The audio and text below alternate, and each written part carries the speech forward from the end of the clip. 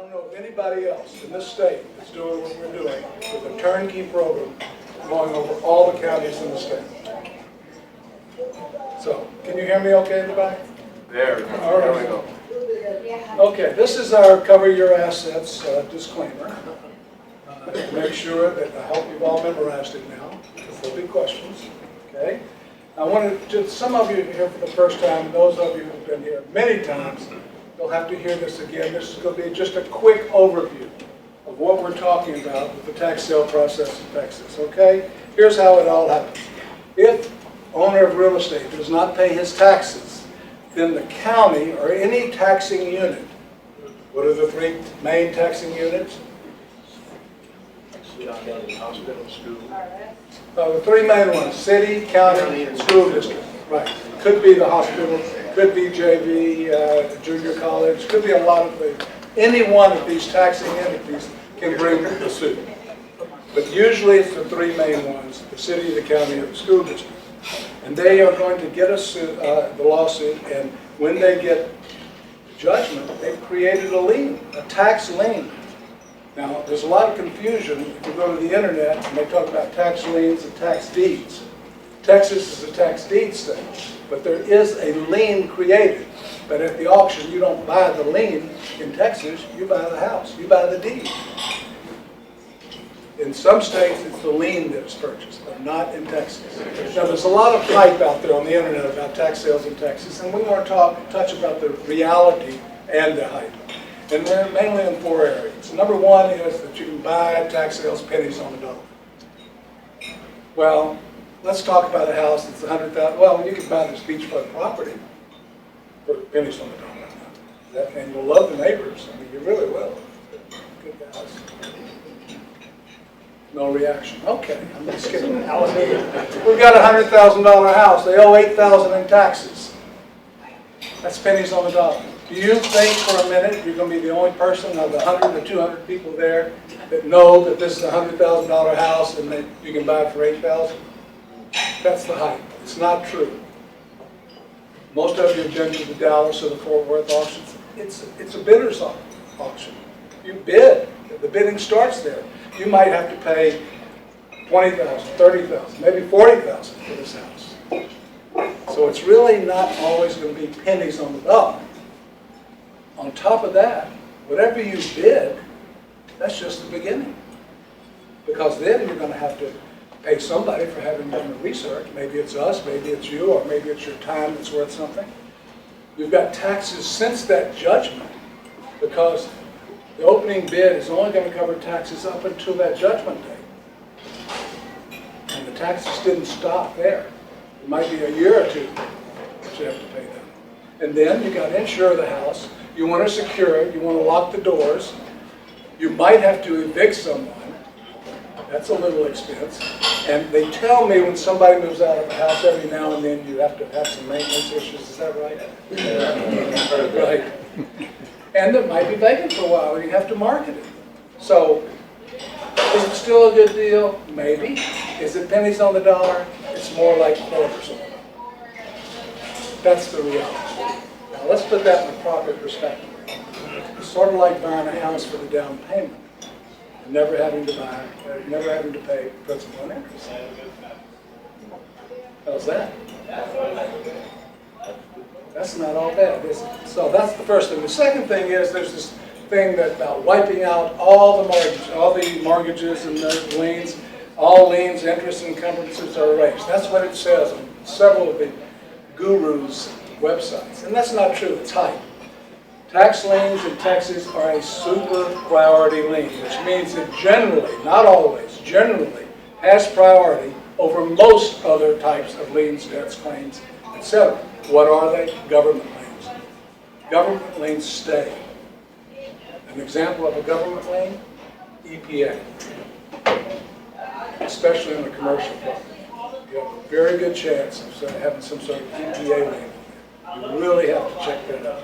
They don't go away. But all the non-governmental liens go away except for last rights. If someone pledges their house as a collateral for their medicine or something like that, all that's going to go away. All that except that. Your mortgages will go away. Number 3, that redemptions pay big premiums. This is probably the least understood and the most that people hear about are the redemption prices in Texas. And some of the gurus talk about a 20 to 300% return with total safety. If any of you believe that, where's Chuck? He'll take you outside and say a bridge, right? In Arizona? I mean, does anybody believe that? Would you go for anything like that? 300% guaranteed with total safety? Just not going to happen. It's hype. The right of redemptions in Texas, all houses purchased at a tax sale are subject to the right of redemption. The delinquent taxpayer and anyone who have an interest or a lien in that house have the right to redeem it, not just the old owner. That's the thing. That's the number one thing most people don't know. Number 2 is the redemption period.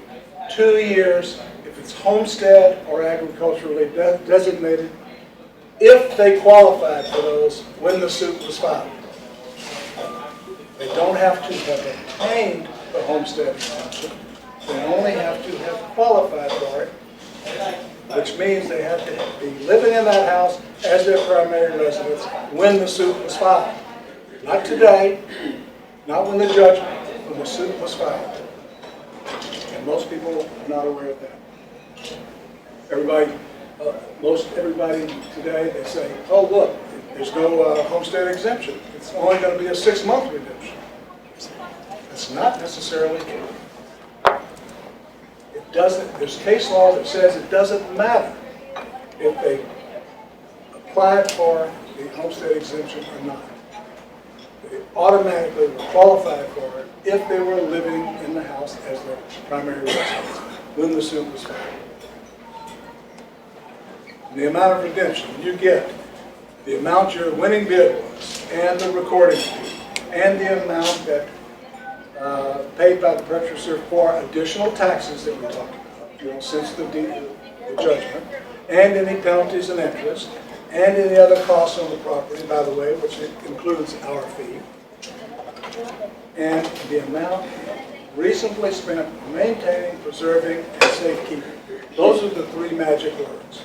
Because you do get paid the amount plus the 25% for repairs you do if they were to maintain, preserve, and safekeep. And this includes property insurance,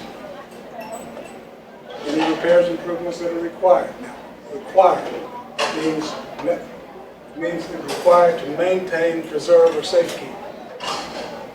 It doesn't mean you can upgrade.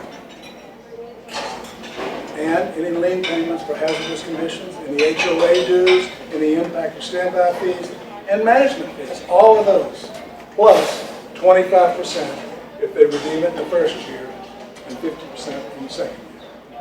And by the way, it's not prorated. You buy it today, a month from now they redeem it, you don't get 1/12 of 25%, you get the whole 25%. If it's 1 year and 1 day, you get the whole 50%. So, do you like that or what? Yeah. Here's the reality, a little dose of reality. Most properties sold at the tax sale do not get redeemed. They do not get redeemed. The average is about 10% of them get redeemed. Our average is a little higher, it's about 20%, because we don't buy empty lots. And if you buy a lot of vacant lots, that brings your average down. 10 to 20%. 20% still won't make it to major leagues, right? 200 batting average, no good. So that's not the reason you should buy a tax sale. It's for redemption.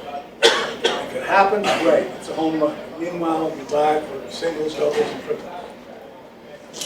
And that brings around the cash flow. That's what you buy. Because in Texas, the full ownership and the rights sold to you as a buyer include the right to collect the rent immediately before you get the deed. Immediately. Now, it's not always immediate cash flow. So I'm going to give you the reality. You have to wait 20 days before you notify them to get out if they're not someone you want to keep there. So you can't even give them a 3-day notice for 20 days. Secondly, you might give them a 30-day or a 3-day. Either way, you got to wait for 20 days. Then you got to go to the JP court. And then you get, you file the eviction with JP court. Then you have to wait and get a court date. Then you can get the judgment. A little time is passing. Then, if they don't get out, you buy a writ of possession. And then you do the set-out. The set-out means you got to get 4 thugs to go and put it out on the street, with the constable standing there with his gun to make sure you have the right. And that happens. How many of you have ever done a set-out? A lot of fun, isn't it? Usually it doesn't get that far. We do about 3 a year.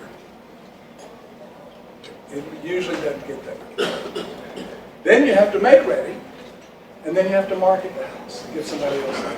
So it could take up to 90 days or so. In the worst case scenario, once you buy the house before it starts to get leased up and start cash flow.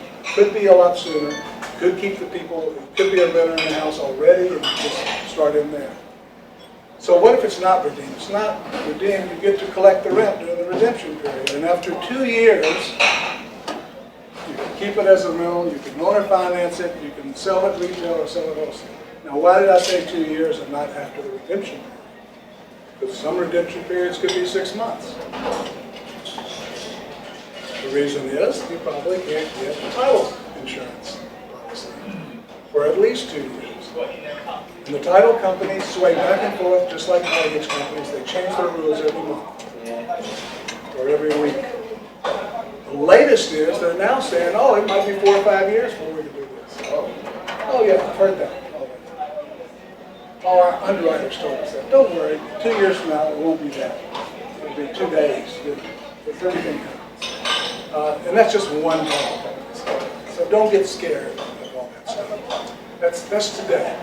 Let's recap. Why do we want tax sales? Because there are 254 counties in Texas.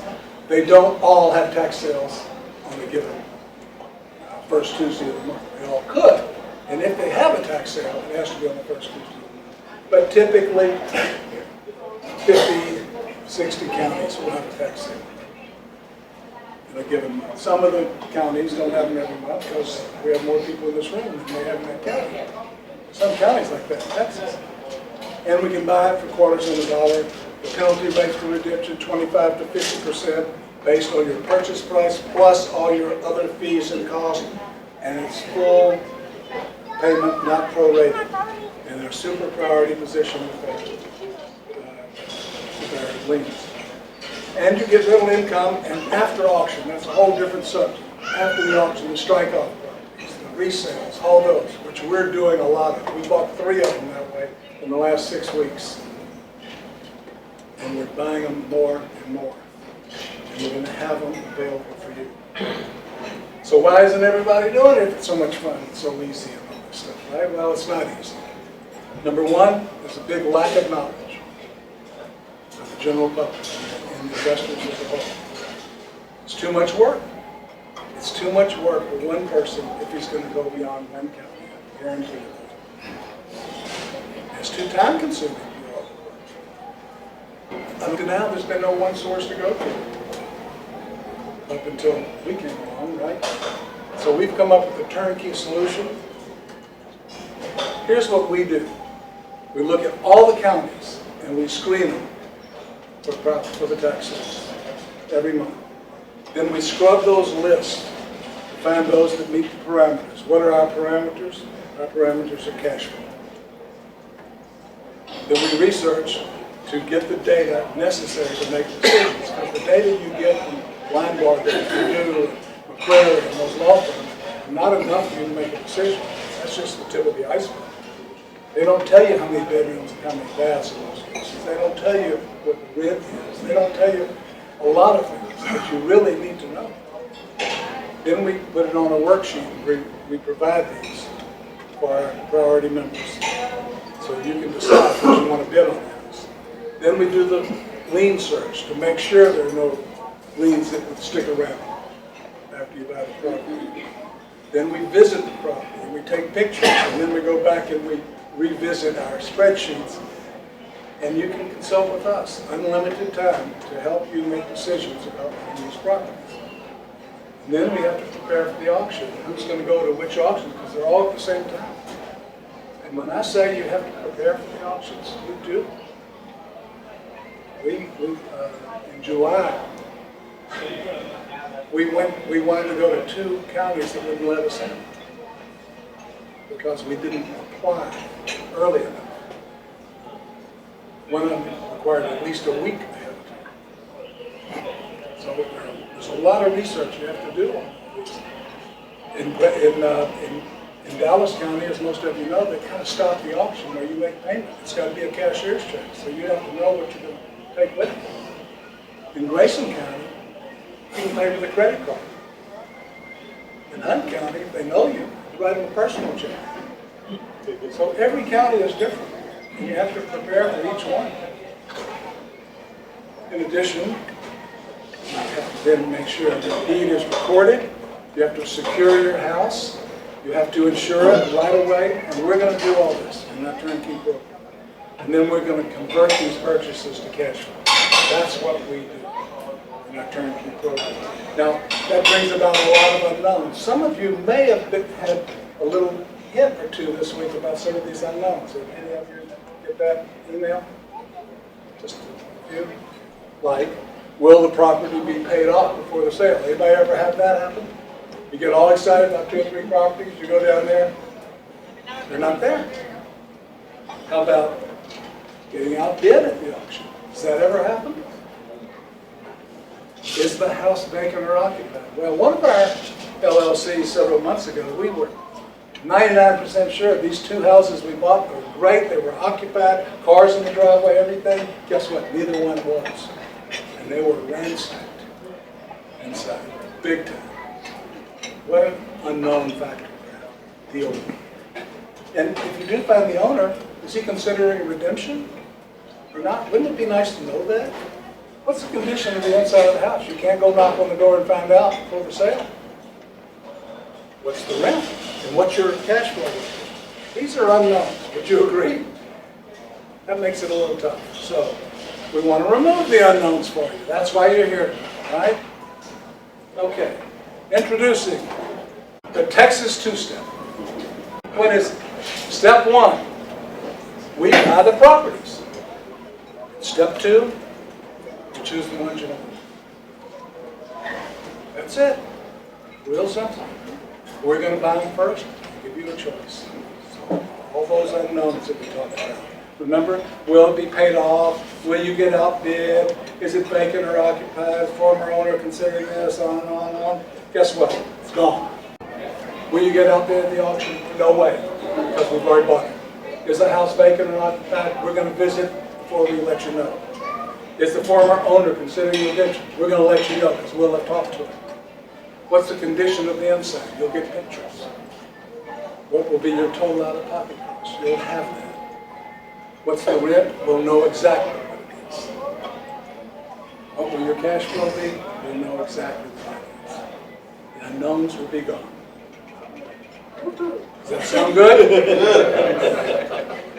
Here's how it works. Number 1, you have to be a priority member. How many of you are already priority members? Number 2, you're going to have to open a Chase bank account. Number 3, you would deposit at least somewhere around 80% of what you're prepared to do. And then we're going to go out and buy all these houses, as many as we can. And then we gather the information, send it to you, and guess what? You choose the ones you want. If you don't want any of them, money goes right back to you. No wiring of funds and anything. That's why you have to have a Chase account. You just move it over to your account. It's back. We're currently evaluating properties in Bear, Brazoria, Chambers, Comal, Dallas, Denton, Eastland, El Paso, all these counties right now for this month coming up in 2 weeks. Today, Tuesday. 2 weeks from today, yeah. These are right now have properties that we're evaluating. This is a $97,000 purchase. On a house worth $185,000, same kind of information you're going to get. See, do you want to buy this house? Of course, you'll have other questions, and that's fine. Call us. This should be enough for you to decide whether or not you're interested. How do you participate? All of you signed up tonight, right? Sheet. You didn't notice the little clip on the clipboard on the right-hand side had another column. It says 2S. That stands for two-step. When you go out, just check next to your name, check the box. If you're interested in becoming a two-step, then you call me or Joe, or we'll call you in the next few days and answer all your questions about it. We'll send you the paperwork, become a priority member. And there's a one-time priority member fee of $500, but you don't have to pay it if you've already become a priority member. You'll have to do that for the two-step. When you're ready, you transfer funds. We'll have the paperwork involved. You transfer the funds up to 80% of what you're going to think about bidding in that month. And then we will report to you as we go along the potential counties we're looking at. We will still send out the spreadsheets that we're doing to the priority members now for Dallas, Tarrant, and San Antonio at least. Those the bigger ones. So you can still do it the way you have been by picking properties, but you don't have to. Take the unknowns out. We will purchase the properties. Then you select the ones you want. Very simple. 2 steps.